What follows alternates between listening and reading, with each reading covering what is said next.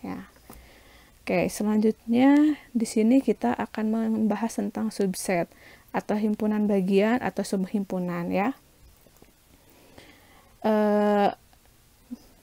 Pada himpunan bagian ini ya, misalnya himpunan A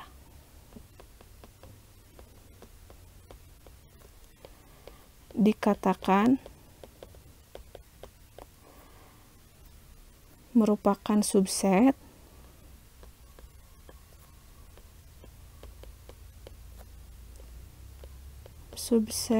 dari himpunan B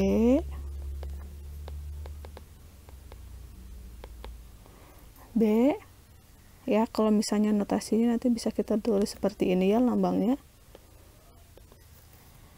Jika dan hanya jika setiap elemen di A merupakan elemen di B ya. Jika dan hanya jika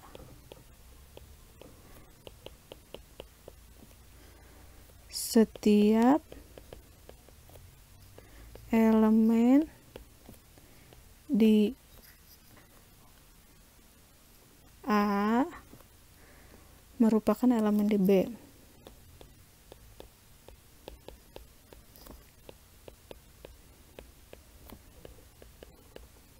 Gitu ya. Contohnya ya, misalnya 1, 2, dan 3.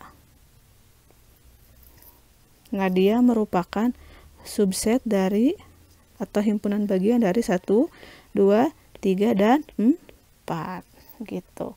Atau juga bisa di sini 1, 2, 3 merupakan subset dirinya sendiri. 2 dan 3. Seperti itu ya.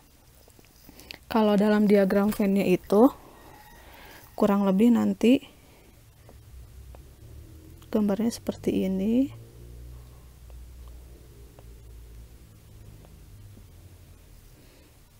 Ini A, ini B. Gitu ya. Jadi untuk sembarang himpunan A berlaku hal-hal sebagai berikut. Misalnya A merupakan subset dari A.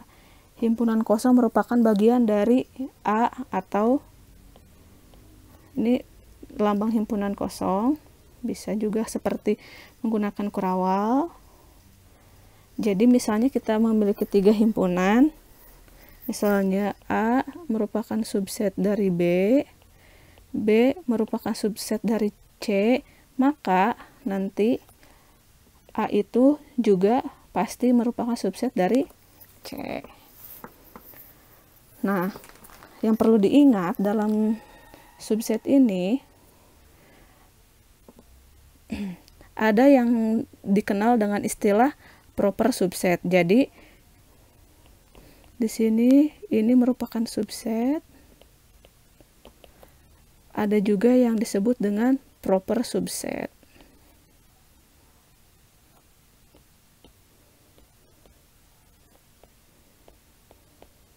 Ya, gitu. Nah, bedanya apa antara subset dan proper subset? Jadi kalau misalnya kita lihat teorema yang ada di atas gitu, kalau misalnya subset itu memungkinkan jika A sama dengan B ya, kita bisa merujuk dari sini, itu bisa disebutnya subset. Tapi kalau proper subset ya, mungkin A merupakan himpunan bagian dari B, tetapi A tidak sama dengan B gitu ya. Itu perbedaan antara subset dan proper subset. Misalnya ada contoh gitu. Misalnya saya memiliki suatu himpunan, misalnya ini himpunan A, anggotanya itu adalah 1, 3, dan 5. Kemudian himpunan B adalah 1 dan 5. himpunan A bisa disebut, himpunan B bisa disebut sebagai subset dari himpunan A gitu. Atau mungkin B bisa disebut proper subset dari A ya, proper subset dari A. Kenapa? Karena B tidak sama dengan A. Ya, paham sampai situ?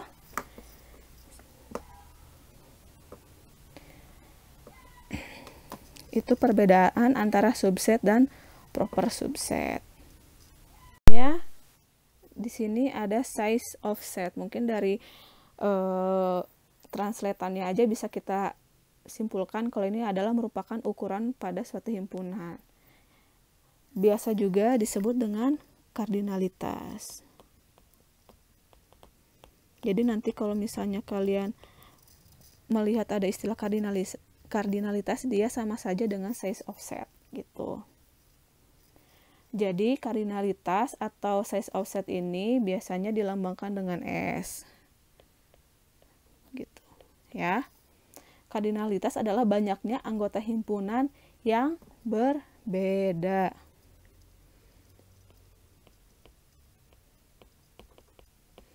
Anggota himpunan yang berbeda.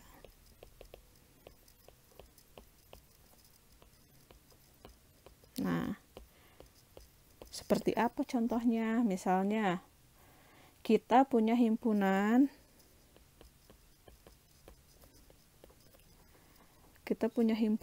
di sini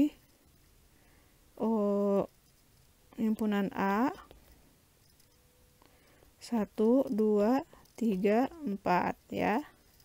Nah, nanti maka kardinalitasnya adalah, kita langsung aja kayak gini, kardinalitas dari A adalah ada 4 gitu. Kemudian kalau misalnya kita punya himpunan B di mana himpunan B ini adalah himpunan kosong, maka kardinalitasnya adalah 0 ya. Terus selain menggunakan lambang S ini, penggunaannya juga bisa menggunakan lambangnya bisa seperti ini. Depannya menggunakan N ya, tapi dia menggunakan tanda kurung. Misalnya juga kita punya himpunan C sama dengan A, B, C, D, E, F. Maka kardinalitas dari C adalah 6. Seperti itu. Ini tentang kardinalitas ya. Selanjutnya ada power set atau himpunan kuasa ya. Power set ini adalah himpunan dari semua himpunan bagian. Dari semua himpunan bagian.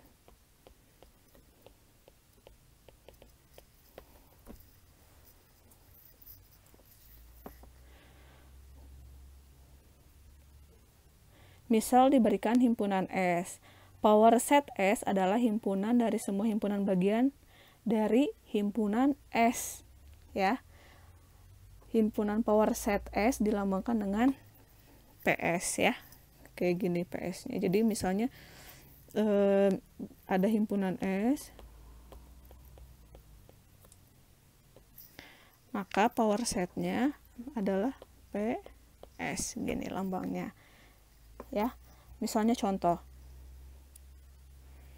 di sini kita punya himpunan A, di mana A itu anggotanya 1, 2, 3. Maka power set dari A-nya sama dengan himpunan kosong, kemudian ada himpunan 1, himpunan 2, himpunan 3, himpunan 1,2, himpunan 1,3, himpunan 2 dengan 3, himpunan 1,2,3. Nah, maka kardinalitasnya ya, di sini kita lihat ya, jadi kardinalitas dari himpunan power set A ini ada berapa? 8. Atau power set A-nya